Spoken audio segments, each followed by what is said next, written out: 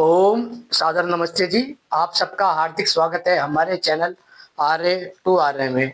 आइए अपनी वैदिक कक्षा का हम फिर से आरंभ करते हैं और आज का हमारा विषय रहेगा डॉक्टर अंबेडकर।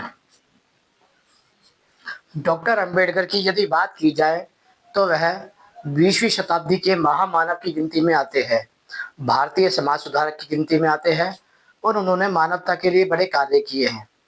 वह पिछड़ों, गरीबों और दलितों के लिए मसीहा के रूप में कार्य गिने जाते हैं और वह एक भारतीय समाज सुधारक के रूप में, भारतीय संविधान निर्माता के रूप में माने जाते हैं।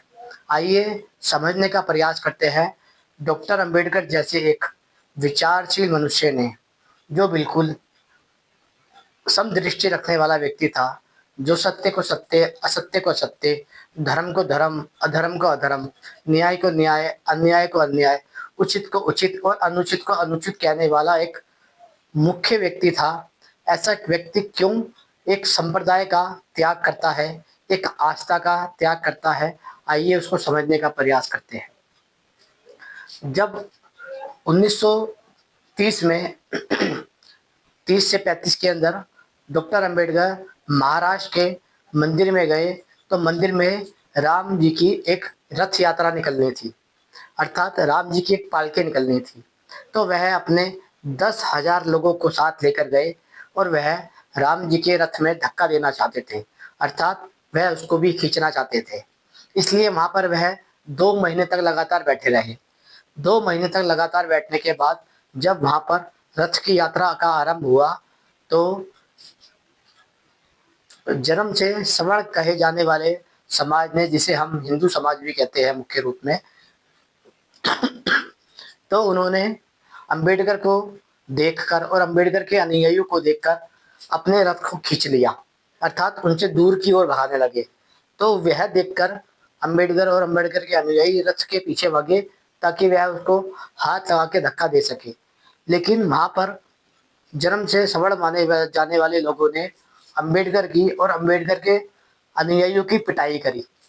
कई लोग उसमें घायल हुए और कई लोगों को उसमें दुर्घटना का शिकार होना पड़ा। उस समय डॉक्टर अंबेडकर ने एक घोषणा की कि मैं पैदा तो हिंदू धर्म आस्था में हुआ हूँ, लेकिन मैं इसमें मरूंगा नहीं। लगभग 20 साल पहले ये उन्होंने घोषणा की और उस घोषणा का परिणाम ये निकला कि वह 20 साल के बाद जब अपना हिंदू धर्म का त्याग करते हैं तो वह लगभग लगभग 10 लाख लोगों के साथ हिंदू धर्म का त्याग कर देते हैं। कुछ लोगों का मानना यह है कि जब उन्होंने धर्म का त्याग किया था 2 लाख लोगों का आंकड़ा था। कुछ लोगों का मानना यह है कि वह 10 लाख थे। कुछ लोगों का मानना है कि 10 लाख उस दिन थे जिस दिन उनकी मृत्यु हुई थी, लेकिन लगभग लगभग 10 से 15 लाख का आप आंकड़ा लगा सकते हैं उनकी मृत्यु से लेके और उनके धर्म त्यागने तक। लेकिन ऐसा क्या किसी भी व्यक्ति को किसी भी आस्था का त्याग करना चाहिए? जब ये बात आती है तो मुख्य रूप में बात यही चलती है कि क्या लोग धर्म का त्याग कर सकते हैं? क्या धर्म का त्याग किया जा सकता है? जब ये बात की जाती है तो ये बात मुख्य रूप में ऐसे व्यक्ति के विषय में कही जा सकती है जिस व्यक्ति ने सत्य, न्याय, मानवता, परोपकार और धर्म का त्याग कर दिया हो। जबकि हम देखते हैं संसार में जो ईश्वर के द्वारा बनाया गया धर्म है वह मानव मात्र के कल्याण के लिए है। इसलिए जब हम कहते हैं कि धर्म का त्याग कर दिया गया है तो धर्म का त्याग केवल वही कर सकता है जो धर्म को नहीं जानता हो। जो धर्म को जानता है और धर्म के विषय में जानता है वह कभी भी धर्म का त्याग नहीं कर सकता। डॉक्टर अंबेडकर ने 1956 में जब हिंदू संप्रदाय की आस्था का त्याग किया, हिंदू धर्म का त्याग किया, तो उन्होंने 22 प्रतिज्ञाओं को ग्रहण किया। आइए समझने का प्रयास करते हैं वह 22 प्रतिज्ञाएं क्या थी। क्या वह धर्म का खंडन करती है? क्या वह ईश्वर का खंडन करती है? क्या वह मानवता का खंडन करती है? क्या वह सत्य और न्याय का खंडन करती है? क्या वह समानता का खंडन करती है? क्या वह परोपकार का खंडन करती है? यदि हमें उन 22 प्रतिज्ञाओं में इनमें से एक भी सील, एक भी गुण, एक भी कर्म दिखाई दिया तो हम आपको उसके विषय में अवश्य बताएंगे। लेकिन हम जानने का प्रयास करते हैं कि डॉक्टर अंबेडकर ने जो 22 प्रतिज्ञाएं ली थी उसके मूल में क्या था। आइए पहली प्रतिज्ञा पे बात करते हैं कि पहली प्रतिज्ञा इनकी क्या थी। पहली प्रतिज्ञा उनकी थी कि मैं ब्रह्मा, विष्णु और महेश इन त्रिदेव को ईश्वर नहीं मानूंगा। मैं इनको ईश्वर के रूप में अस्वीकार करता हूँ। इसलिए जो लोग इनको ब्रह्मा, विष्णु, शिव मानते हैं, मैं उनको इनकी नकली आस्था के रूप में देखता हूँ। इसलिए मैं ये नहीं मानता हूँ कि मैं इनको ब्रह्मा, विष्णु, शिव को ईश्वर के रूप में मानता हूँ। अर्थात मैं इसको अस्वीकार करता हूँ। मेरे अस्वीकार करने से आप भी अस्वीकार करो, यह आपका मत है। लेकिन मेरे अस्वीकार करने से मेरे अनुयायी, जिसको मैं अपने साथ लेके चल रहा हूँ, वह सब 2 लाख या 10 लाख लोग जो है वह भी इसकी शपथ का ग्रहण कर रहे हैं। आप यदि ब्रह्मा, विष्णु, शिव को ईश्वर मानते हैं तो मान सकते हैं, लेकिन मैं ब्रह्मा, विष्णु, शिव को ईश्वर नहीं मानता। तो उनकी पहली प्रतिज्ञा थी कि मैं ब्रह्मा, विष्णु, शिव को ईश्वर नहीं मानता। अब आता है ये बात, क्या ये ब्रह्मा, विष्णु और शिव को, महेश को ईश्वर मानना, क्या ये धर्म के अनुकूल है? जब हम आर्य समाज की बात करते हैं, स्वामी दयानंद सरस्वती की बात करते हैं, ऋषि मुनियों की बात करते हैं और वेद आदि धर्म शास्त्र की बात करते हैं, तब हम इस निर्णय पर निकलते हैं कि ब्रह्मा, विष्णु और शिव इनमें से कोई भी ईश्वर नहीं है। इसलिए जब डॉक्टर अंबेडकर कहते हैं कि मैं ब्रह्मा, विष्णु और शिव को ईश्वर नहीं मानूंगा, तब आर्य समाज और वेद का सिद्धांत डॉक्टर अंबेडकर का समर्थन करता है। फिर आते हैं हम दूसरे पे। मैं राम और कृष्ण को ईश्वर नहीं मानूंगा। अर्थात मैं राम और श्री कृष्ण जी को ईश्वर नहीं मानूंगा। इसका अर्थ है, वह कहते हैं कि यह ईश्वर के अवतार आदि है। मैं इसको अस्वीकार करता हूँ। मैं अस्वीकार करता हूँ और मेरे साथ जो मेरे अनुयायी है, जो मेरे साथ मेरी प्रतिज्ञा ग्रहण कर रहे हैं, वह भी इसका अस्वीकार करते हैं। क्या यह धर्म के विरुद्ध है? आइए सामाजिक दृष्टि से जानते हैं, वेद की दृष्टि से जानते हैं और आर्य समाज की दृष्टि से जानते हैं। आर्य समाज की दृष्टि से यदि देखा जाए तो श्री राम और श्री कृष्ण जी ईश्वर नहीं है। इसलिए जो कोई कहता है कि मैं इनको ईश्वर के रूप में स्वीकार नहीं करता, तो वह वेद का खंडन नहीं कर रहा, ईश्वर का खंडन नहीं कर रहा और धर्म का खंडन नहीं कर रहा है। फिर तीसरा आता है, मैं गौरी, गणपति और अन्य देवी देवताएं जो हिंदू धर्म के, हिंदू संप्रदाय की आस्था है, मैं इनका नहीं मानता कि वह सब भी ईश्वर है।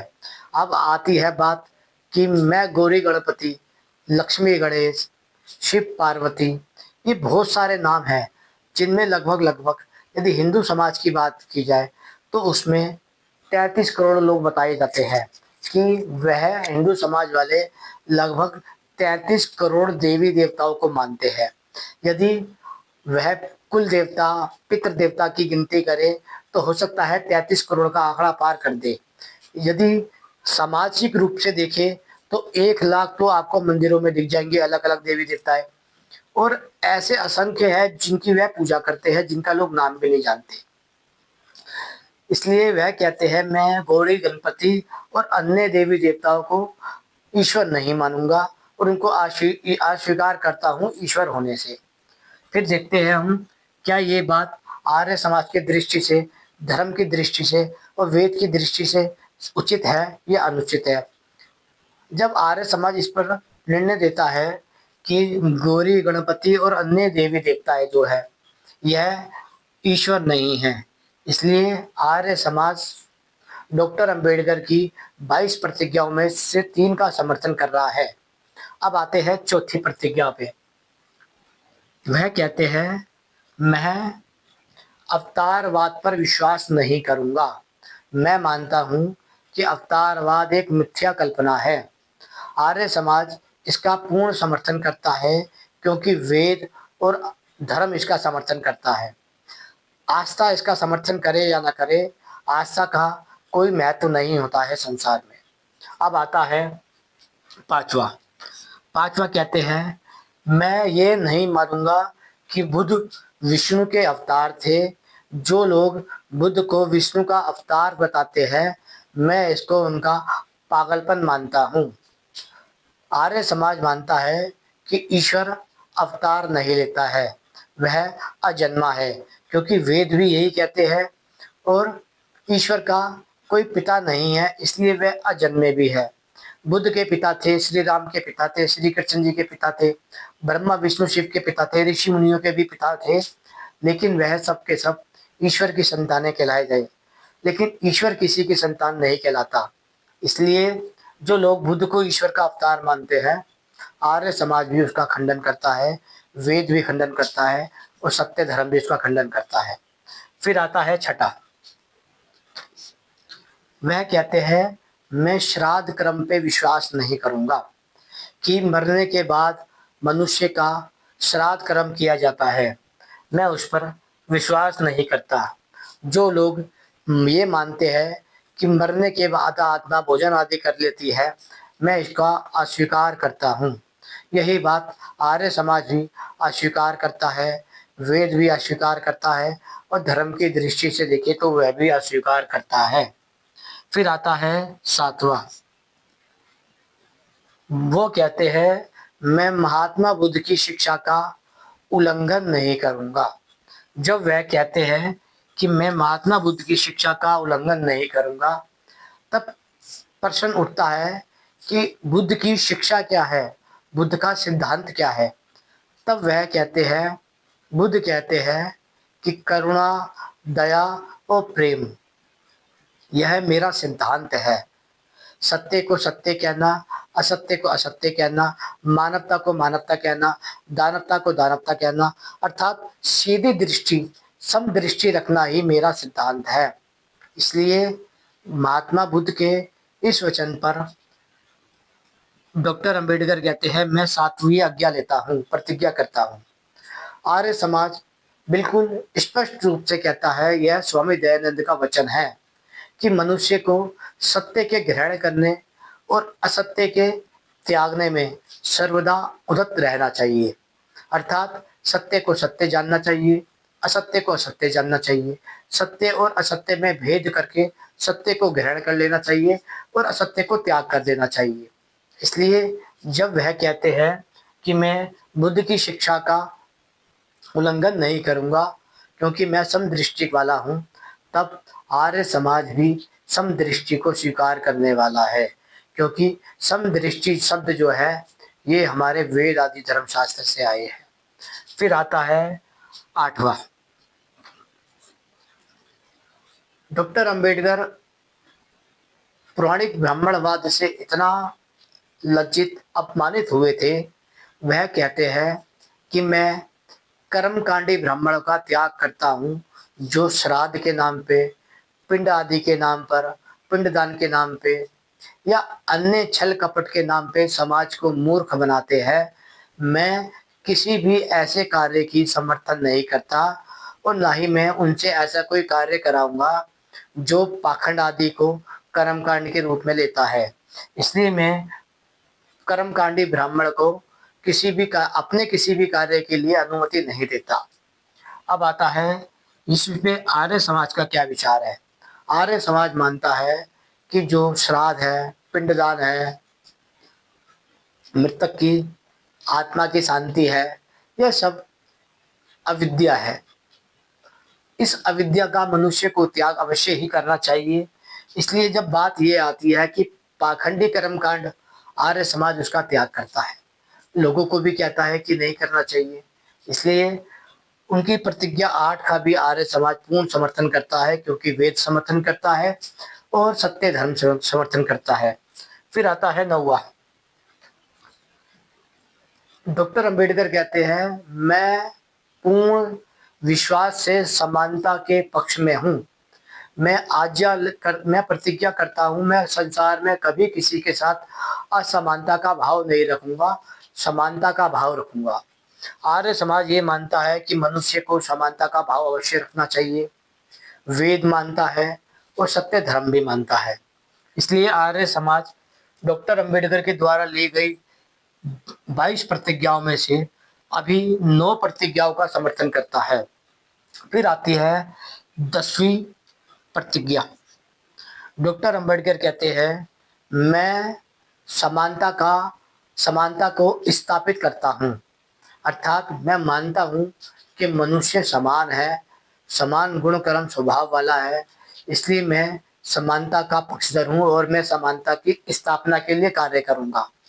हम जब बात करते हैं आर्य समाज की, तो आर्य समाज का मुख्य उद्देश्य स्वामी दयानंद ने जब बताया कि मनुष्य को समाज की, आत्मा की और स्वयं की भी उन्नति करनी चाहिए, संसार में परोपकार के कार्य करने चाहिए, तब वह समानता की दृष्टि में आ जाते हैं। वेद क्योंकि इसका समर्थन करता है और सत्य धर्म इसका समर्थन करता है। अब आता है 11वां। डॉक्टर अंबेडकर कहते हैं, मैं बुद्ध का अष्टांगिक मार्ग को स्वीकार करता हूँ। अर्थात मैं मानता हूँ जो बुद्ध ने अष्टांगिक मार्ग बताया है वह सत्य मार्ग है, धर्म का मार्ग है, मैं इसको स्वीकार करता हूँ।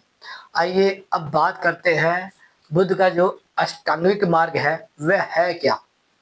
क्या आर्य समाज उसका समर्थन करता है? क्या वेद उसका समर्थन करता है? क्या सत्य धर्म उसका समर्थन करता है? तो इसका विकल्प है यस, करता है। क्योंकि अष्टांगिक मार्ग को ही अष्टांग योग कहते हैं। जब आप इसको पढ़ेंगे कि बुद्ध के अष्टांगिक मार्ग में क्या लिखा हुआ है, तब आपको समझ आएगा कि यम नियम प्राणायाम आसन ध्यान उपासना के विषय में लिखा हुआ है। डॉक्टर अंबेडकर जब बुद्ध वचन से इस बात को स्वीकार करते हैं, तो बुद्ध वचन में महात्मा बुद्ध कहते हैं अपने बुद्ध वचन के अंदर कि जो उपासक होता है, उपासक उसे कहते हैं जो लोग ईश्वर की उपासना करते हैं। यह शब्द महात्मा बुद्ध ने बुद्ध वचन में बोला है कि जो लोग उपासक होते हैं उन्हें मुख्य रूप से शराब आदि, नशाखोरी का, मांसाहार का और शस्त्र आदि का व्यापार नहीं करना चाहिए। जब बुद्ध इस उपासक शब्द को स्वीकार कर रहे हैं और उपासक को भी उपदेश कर रहे हैं, तो हम कैसे कह सकते हैं कि बुद्ध नास्तिक है। इन 11 प्रतिज्ञाओं में डॉक्टर अंबेडकर यदि चाहते तो उनको ये प्रतिज्ञाओं की आवश्यकता नहीं थी। यदि वह केवल एक प्रतिज्ञा कर देते कि मैं ईश्वर को नहीं मानता और ईश्वर की व्यवस्था को अस्वीकार कर देता हूँ। लेकिन बुद्ध और अंबेडकर ना ही नास्तिक थे, ना ही वह अधर्मी थे। उनके सत्य न्याय प्रिय भाषण होने से ही वह धार्मिक थे और संसार को जानने वाले, मानने वाले होने से वह आस्तिक थे। वैसे तो वह आस्तिक और नास्तिक मनुष्य की मन की दो कल्पनाएं होती है, या तो मनुष्य धार्मिक होता है या अधार्मिक होता है। बुद्ध और अंबेडकर दोनों ही धार्मिक मनुष्य थे। 11वें के बाद आता है 12वां। 12वें में कहते हैं डॉक्टर अंबेडकर, मैं महात्मा बुद्ध के द्वारा बताई गई 10 परमिताओं का पालन करूंगा। जब वह कहते हैं कि मैं इसकी प्रतिज्ञा कर रहा हूं, तो इसका अर्थ होता है कि मैं इसका पालन करूंगा, मैं इसकी शपथ ले रहा हूं।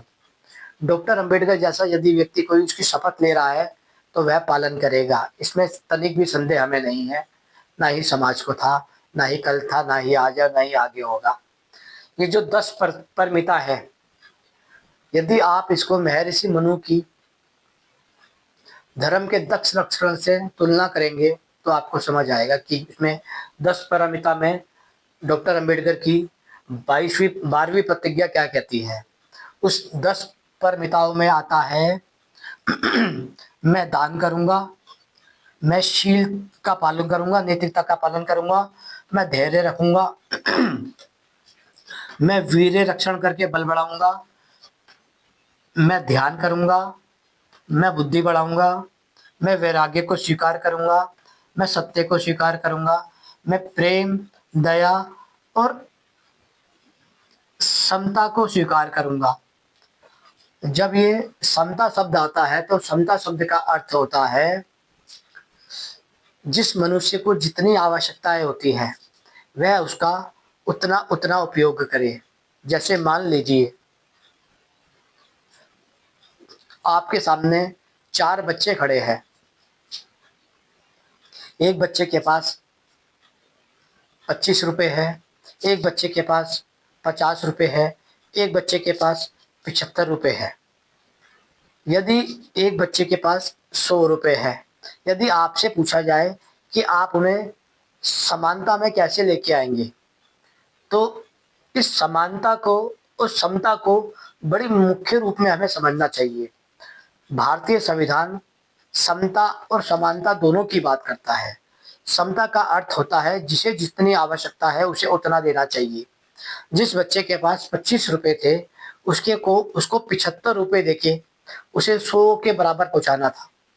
जिसके पास 50 रुपए थे, उसको 50 रुपए देकर 100 के पास पहुंचाना था। और जिसके पास 75 रुपए थे, उसको 25 रुपए देके 100 के पास पहुंचाना था। अर्थात हमारा संविधान कहता है कि मनुष्य को समता अर्थात समतल कर कर समानता की ओर बढ़ना चाहिए। इसलिए डॉक्टर अंबेडकर ने जब 11वीं प्रतिज्ञा करी कि मैं बुद्ध का अष्टांगिक मार्ग स्वीकार करता हूँ और बुद्ध का 10 परिमरता को स्वीकार करता हूँ, तो इसके अंदर योग दर्शन के अष्टांग योग आ जाता है और 10 परमिता में महर्षि मनु का 10 धर्म के लक्षण आ जाते हैं। यदि इसको वह मनु के अनुरूप नहीं मानता है, अनुरूप नहीं मानते, लेकिन बुद्ध के रूप में मानते हैं, लेकिन लक्षण सेम है। फिर आते हैं 13वां।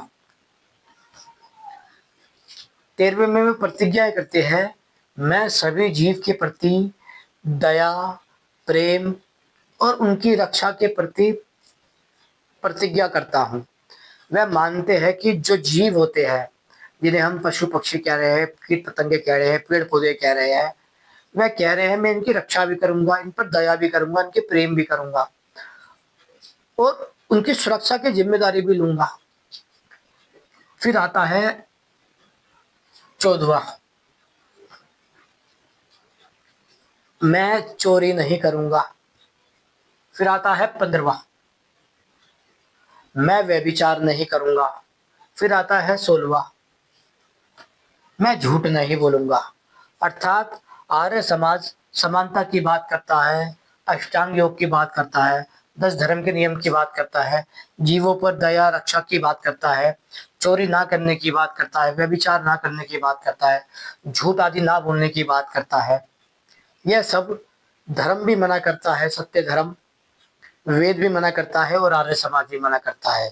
आर्य समाज डॉक्टर अंबेडकर द्वारा ली गई 22 प्रतिज्ञाओं में से 16 का समर्थन करता है। अब आते हैं 17वें पे। 17वें पे डॉक्टर अंबेडकर कहते हैं, मैं नशाखोरी नहीं करूंगा। अर्थात मैं किसी भी प्रकार का शराब, ड्रग्स या अन्य प्रकार का किसी भी प्रकार का नशा नहीं करूंगा। आर्य समाज मना करता है कि नशा नहीं करना चाहिए, वेद मना करता है कि नशा नहीं करना चाहिए, धर्म ग्रंथ और सत्य धर्म मना करता है कि मनुष्य को नशा नहीं करना चाहिए। अब 12वें के बाद आता है 13वां। 13वें पे मुझे लगता है कि आर्य समाज ने 22 प्रतिज्ञा को ठीक से पढ़ा ही नहीं। यदि इन्होंने डॉक्टर अंबेडकर द्वारा 22 प्रतिज्ञाओं को ठीक से पढ़ा होता, समझा होता, जाना होता, तो वह मानते कि वह वेद की शरण में ही जा रहे थे। लेकिन उन्होंने नहीं माना, नहीं जाना, जिसके कारण क्या हुआ कि जब डॉक्टर अंबेडकर ने 1935 में ये घोषणा की थी कि मैं हिंदू धर्म में नहीं रहूंगा, इसका त्याग कर दूंगा, तब उनके पास मुसलमान आए दीन की दावत लेके, ईसाई आए क्रिश्चियनिटी की दावत लेके, सिख आए सिखिज्म की दावत लेके, या अन्य अन्य लोग भी आए, सभी लोग आए, लेकिन आर्य समाज नहीं गया। आर्य समाज क्यों नहीं गया, ये मैं आपको कल परसों की वीडियो में अवश्य बताऊंगा। मैं आपको ये भी बताऊंगा, क्या डॉक्टर अंबेडकर अधार्मिक मनुष्य थे? क्या वह धर्म की निंदा करते थे? क्या वह ईश्वर की निंदा करते थे? क्या वह मानवता की निंदा करते थे? क्या वह सत्य न्याय की निंदा करते थे? यह हम आपको अगली वीडियो में अवश्य बताएंगे। पहले आते हैं 17वें के बाद 18वें पे। 18वें में डॉक्टर अंबेडकर अपनी बात को फिर रिपीट करते कहते हैं, मैं आर्य अष्टांगिक मार्ग का पालन करूंगा। जो बुद्ध ने ऊपर अष्टांगिक मार्ग बताया है, वह योग दर्शन का अष्टांग मार्ग है। कहते हैं मैं उसका पालन करूंगा, मैं आर्य अष्टांगिक मार्ग का पालन करूंगा। आर्य समाज भी उसका पालन करने की आज्ञा देता है, वेद भी उसकी आज्ञा का पालन करने की आज्ञा देता है, और धर्म भी उसकी आज्ञा करने की पालन देता है। अब आता है 18वें के बाद 19वां। 19वें पे आकर वह लोगों की नींद खराब कर देते हैं। अब वह कहते हैं मैं हिंदू धर्म का त्याग करता हूँ, जो मानवता के लिए हानिकारक है, मानवता के विकास के लिए भी बांधा है। मैं ऐसे धर्म का त्याग करता हूँ और मैं बुद्ध धर्म को मानता हूँ। जब उन्होंने हिंदू धर्म का त्याग किया और बुद्ध धर्म को स्वीकार किया, तो बुद्ध का धर्म उन्होंने बताया समानता का, अष्टांगिक मार्ग का, 10 परमिताओं का, जीव पर दया करना का, चोरी ना करने का, व्यभिचार ना करने का, झूठ नहीं बोलने का, नशाखोरी नहीं करने का, आर्य अष्टांगिक मार्ग पर चलने का। तब वह आके 19 पर कहते हैं मैं हिंदू धर्म का त्याग करता हूँ, क्योंकि हिंदू धर्म के अंदर व्यभिचार करना धर्म है, नशाखोरी करना धर्म है, चोरी करना धर्म है, छल कपट करना धर्म है, जातिवाद करना धर्म है, पशु हत्या करना धर्म है, भेदभाव करना धर्म है। इसलिए मैं इन सब मान्यताओं का त्याग करता हूँ, जो मानवता के विकास में, मानवता की उन्नति में बाधा है। और मैं बुद्ध का धर्म त्याग स्वीकार करता हूँ, क्योंकि वह मानवता के विकास के लिए स्वीकार करता है। फिर आता है क्या आर्य समाज बुद्ध के धर्म को मानता है? इस पे बहुत से लोगों का विचार है कि स्वामी दयानंद ने सत्यार्थ प्रकाश में बौद्धिज्म का बड़ा ही कड़ा और कठोर विरोध किया है। माना कि उन्होंने बुद्धिस्टों की मान्यता का घोर विरोध किया है, लेकिन डॉक्टर अंबेडकर, महात्मा बुद्ध और स्वामी दयानंद सरस्वती, उन्होंने सत्य, न्याय, मानवता, परोपकार, धर्मात्मा, इन सब चीज़ों का स्वीकार किया है। वह मानते हैं कि धर्म तो सत्य, न्याय, परोपकार, मानवता ही है, जो सभी को स्वीकार करनी चाहिए। इसलिए जब उन्होंने कहा कि मैं बुद्ध की शरण में जाता हूँ, तो उन्होंने यही कहा कि मैं सत्य, न्याय, दया, धर्म, करुणा, प्रेम और समानता की शरण में जाता हूँ। इसलिए जो लोग कहते हैं कि बुद्ध ने नया धर्म बनाया है, तो उन्होंने बुद्ध को नहीं पढ़ा। बुद्ध के नाम पर उनके अनुयायियों ने क्या क्या बनाया है, वह एक अलग विषय है। क्योंकि जिस प्रकार महर्षि वेदव्यास के नाम पर पुराणिक ब्राह्मणों ने 18 प्रकार के झूठे, मिथ्या, काल्पनिक पुराणों की रचना की है, उसी प्रकार महात्मा बुद्ध के अनुयायियों ने बुद्ध के नाम पर अनेक प्रकार के मिथ्या ग्रंथों को गढ़ा है। बुद्ध वचन के अनुसार महात्मा बुद्ध की क्या शिक्षाएं हैं, वह उसमें साफ साफ नजर आती है। फिर आता है 20वां।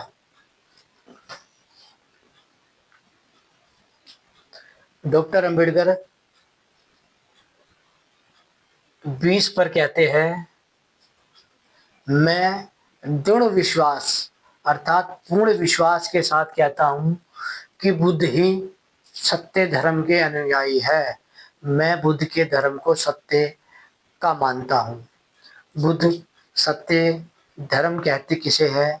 वह कहते हैं दया, प्रेम, करुणा, मानवता, सत्य, समदृष्टि ही धर्म है। अर्थात डॉक्टर अंबेडकर कहते हैं मैं बुद्ध के उसी धर्म को सत्य मानता हूँ, जिसे आर्य समाज अपनी भाषा में धर्म कहता है, बुद्ध अपनी भाषा में धर्म कह रहे हैं, और डॉक्टर अंबेडकर अपनी भाषा में धर्म कह रहे हैं। फिर आता है 21वां। 21वीं घोषणा करते हैं, वह प्रतिज्ञा करते हैं कि मैं ये स्वीकार करता हूँ कि मेरा पुनर्जन्म हुआ है। मैं ये स्वीकार करता हूँ कि मेरा पुनर्जन्म हुआ है, क्योंकि जब मनुष्य अपना पुराना जीवन त्यागता है और नए जीवन की ओर आता है, तब वह उसे पुनर्जन्म मानता है। इसलिए डॉक्टर अंबेडकर छल आदि कपट के धर्म को छोड़कर, नशाखोरी को छोड़कर, इन झूठ छल कपट आदि मिथ्याओं को छोड़कर बुद्ध की शरण में चले गए और उन्होंने माना कि मेरा अब नया जीवन हुआ है। आज वर्तमान में असंख्य आर्य विद्वान, आर्य समाजी उन्हीं की तरह पौराणिक परंपराओं को त्याग करके आए हैं। यदि डॉक्टर अंबेडकर की बात की जाए या फिर स्वामी दयानंद की बात की जाए, स्वामी दयानंद ने अपने पिता का जो धर्म था, जिसे वह पौराणिक मान्यता के अनुसार लेके चलते थे, उसका त्याग किया था, तभी वह वेद आदि सत्य शास्त्र की तरफ आ सके। डॉक्टर अंबेडकर ने और बुद्ध ने वेद का नाम नहीं लिया, लेकिन उन्होंने उन्होंने जो पालन किया है वह वेद आदि सत्य शास्त्र का किया है। इसलिए डॉक्टर अंबेडकर को और महात्मा बुद्ध को धर्म विरोधी नहीं माना जा सकता। फिर आता है 22वीं प्रतिज्ञा। 22वीं प्रतिज्ञा में वह कहते हैं, मैं यह सत्य निष्ठा से स्वीकार करता हूँ, मैं ये पूर्ण ईमानदारी से स्वीकार करता हूँ कि बुद्ध धम्म जो है वह सत्य का, न्याय का, परोपकार का, मानवता का, उचित का, करुणा का, प्रेम का और दया का मानने वाला है। मैं इस धर्म को स्वीकार करके अपने पुराने आस्था रूपी अधर्म का त्याग करता हूँ। ये 22 प्रतिज्ञाओं में से यदि आर्य समाज किसी को मानता है तो मुख्य रूप से पहली को मानता है, दूसरी को मानता है, तीसरी को मानता है, चौथी को मानता है, पांचवी को मानता है, छठी को मानता है, सातवीं को मानता है, आठवीं को मानता है, नौवीं को मानता है, 10वीं को मानता है, 11वीं को मानता है, 12वीं को मानता है, 13वीं को मानता है, 14वीं को मानता है, 15वीं को मानता है, 16वीं को मानता है, 17वीं को मानता है, 18वीं को मानता है और लगभग लगभग 19वीं को भी मानता है कि वह हिंदू मान्यता को छोड़ के वैदिक धर्म, ऋषियों की परंपरा की ओर जाते हैं। फिर आता है 19 के बाद कि वह 20वीं मान्यता, 21वीं मान्यता और 22वीं मान्यता, ये 3 मुख्य आती है, जिसमें वह कहते हैं कि बुद्ध ही का धर्म ही सत्य धर्म है और मेरा पुनर्जन्म हुआ है और मैं घोषणा करता हूँ कि बुद्ध सत्य धर्म है। इसमें 20 को मानता है। अब आती है बात, इनमें 21 को मानता है, अब आती है बात 20 की और 22 की, कि मैं विश्वास से, पूर्ण विश्वास से कहता हूँ कि बुद्ध का धर्म सत्य है। और 22वां कि मैं सत्य निष्ठा से घोषणा करता हूँ कि मैं बुद्ध का अनुयायी हो गया। इस दोनों शब्दों पे जब हम बुद्ध नाम ले रहे हैं, यदि हम केवल बुद्ध का नाम हटा दे, केवल बुद्ध का नाम हटा दे और इस विषय पर उनसे चर्चा कर ले, किसी भी व्यक्ति से चर्चा कर ले कि बुद्ध का धर्म क्या है, धर्म शब्द पे और धम्म शब्द पे चर्चा कर ले, तो हम डॉक्टर अंबेडकर की 22 की 22 प्रतिज्ञाओं से पूर्ण रूप से सहमत होंगे, क्योंकि डॉक्टर अंबेडकर की एक भी प्रतिज्ञाएं ईश्वर के विरोध में नहीं है, धर्म के विरोध में नहीं है, वेद के विरोध में नहीं है और आर्य समाज के विरोध में नहीं है। लेकिन आर्य समाज ने अपने जातीय अहंकार के भाव में, अपने राजनीतिक अहंकार के भाव में, अपने पाखंडीय अहंकार के भाव में, अहंकार के भाव में आकर डॉक्टर अंबेडकर का त्याग कर दिया। जबकि डॉक्टर अंबेडकर शुद्ध रूप से धार्मिक मनुष्य थे, शुद्ध रूप से मानवतावादी थे, शुद्ध रूप से न्यायकारी थे, शुद्ध रूप से सत्यवादी थे, शुद्ध रूप से समानतावादी थे, शुद्ध रूप से सब समतावादी थे, शुद्ध रूप से समदृष्टि थे। अर्थात जो आर्य समाज स्वामी दयानंद की बात करता है, स्वामी विजयानंद की बात करता है, यदि उन्होंने डॉक्टर अंबेडकर के पास जाकर वेद का विचार उन्हें बताया होता, वेद के बारे में उन्हें समझाया होता, तो वह इस पर निष्पक्ष होकर विचार करते और वह आर्य समाज का भाग बनते। लेकिन हमने अपने जातीय अहंकार भाव में, राजनीतिक अहंकार भाव में और पाखंडादी के भाव में आकर डॉक्टर अंबेडकर का त्याग कर दिया। यदि डॉक्टर अंबेडकर की बात की जाए, वह 1956 में 10 लाख लोगों के साथ हिंदू परंपराओं का, हिंदू आस्था का त्याग करके गए थे। वह 1956 की बात है, जब लोगों के पास संपर्क सूत्र नहीं थे, साधन नहीं थे आने जाने के, व्यवस्थाएं नहीं थी, धन आदि का वो नहीं था। तब 10 लाख लोगों ने की थी। यदि सन 2025 की बात कीजिए, यदि आज डॉक्टर अंबेडकर जीवित होते और डॉक्टर अंबेडकर वही घोषणा आज फिर से कर देते कि मैं हिंदू संप्रदाय की उन्हीं सभी आस्थाओं का त्याग करता हूँ जो जातिवाद, पाखंडवाद, भेदभाव, मूर्खता, धूर्तता, व्यभिचार, पशु बलि, नशाखोरी का समर्थन करते हैं, मैं ऐसी सभी मान्यताओं का त्याग कर कर बुद्ध की शरण में जाता हूँ, सत्य की शरण में जाता हूँ, न्याय की शरण में जाता हूँ। तो आज भी आर्य समाजी जो अपने जातीय अहंकार भाव में, अपने राजनीतिक अहंकार भाव में, अपने पाखंडी अहंकार भाव में उस डॉक्टर अंबेडकर का त्याग कर देता, लेकिन आज वह 10 लाख की संख्या 10 करोड़ में होती। यदि आज डॉक्टर अंबेडकर जीवित होते तो वह लगभग 10 करोड़ लोगों के साथ मिलकर अपने हिंदू संप्रदाय को त्याग देते।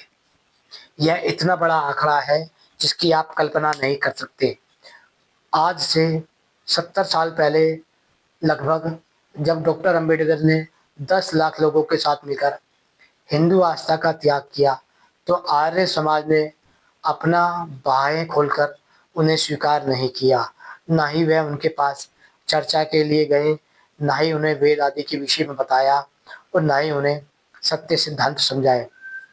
डॉक्टर अंबेडकर अपनी पुस्तक में एक स्थान पर लिखते हैं, जब मैं स्वामी दयानंद के विषय में पढ़ रहा था तो वहाँ पर मैंने पढ़ा कि स्वामी दयानंद कहते हैं कि वेद स्वतः प्रमाण होने से, ईश्वर ग्रंथ होने से स्वतः प्रमाण है। मैं उसे स्वतः प्रमाण इसलिए नहीं मान सकता क्योंकि वेद के आधार पर ही पौराणिक ब्राह्मणों ने भारतीय समाज में जातिवाद का जहर घोला है। वह पुरुष सूत्र के आधार पर ही समाज में जातिवाद फैलाते हैं। वह कहते हैं ब्राह्मण ब्रह्मा के मुख से पैदा हुआ है, क्षत्रिय बाहों से पैदा हुआ है, वैश्य उरु से पैदा हुआ है और शूद्र चरण से पैदा हुआ है।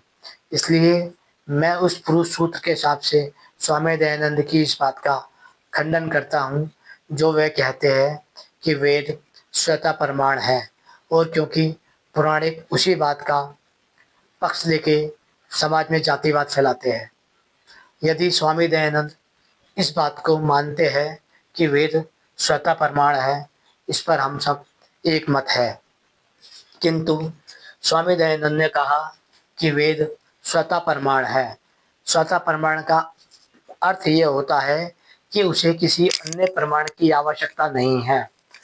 यह बात ऋषि ब्रह्मा से लेके और ऋषि दयानंद तक सबने ऋषियों के परंपरा के अनुसार मानी है। लेकिन बात आती है स्वतः प्रमाण के आधार पर परता प्रमाण की, जिन्हें हम भाष्य कहते हैं। अब भाष्य की बात की जाए तो स्वामी दयानंद का भाष्य, आचार्य सायण का भाष्य और आचार्य महिधर का भाष्य, यह तीनों के तीनों ही परता प्रमाण के अंदर आते हैं। वेद स्वतः प्रमाण है, वेद के शब्द स्वतः प्रमाण है, लेकिन वेद के भाष्य प्रमाण है या नहीं है, इसके बारे में स्वामी दयानंद कुछ नहीं कहते, क्योंकि वह जानते हैं और वह लिखते हैं अपने सत्या प्रकाश के अंदर, जो समाज के लिए कल्याणकारी हो, सृष्टि नियम के अनुकूल हो, मानवीय गुण के अनुकूल हो और तार्किक बुद्धि से सिद्ध किया जा सके, वही वेद आदि सत्य सत्य प्रमाण का मानने चाहिए।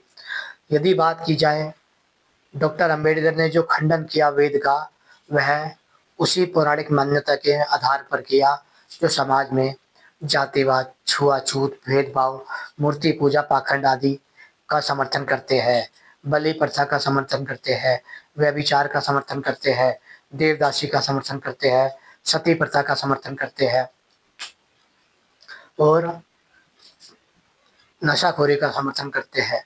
इसलिए डॉक्टर अंबेडकर ने कहा, मैं स्वामी दयानंद की इस बात का खंडन करता हूँ कि वेद स्वतः प्रमाण है, क्योंकि वेद यदि स्वतः प्रमाण है तो पुराणे भी यही मानते हैं कि जातिवाद वेद से आया है, वेद में ही जन्म के आधार पर वर्ण व्यवस्था बताई गई है। इसलिए यदि डॉक्टर अंबेडकर की 22 प्रतिज्ञाओं के बारे में बात की जाए तो आर्य समाज या स्वामी दयानंद या वेद या ईश्वर की व्यवस्थाएं में उन्होंने किसी भी आज्ञा का उल्लंघन नहीं किया। वह केवल सत्य निष्ठा से धर्म का बारे में बता रहे हैं, न्याय के बारे में बता रहे हैं, मानवता के विषय में बता रहे हैं।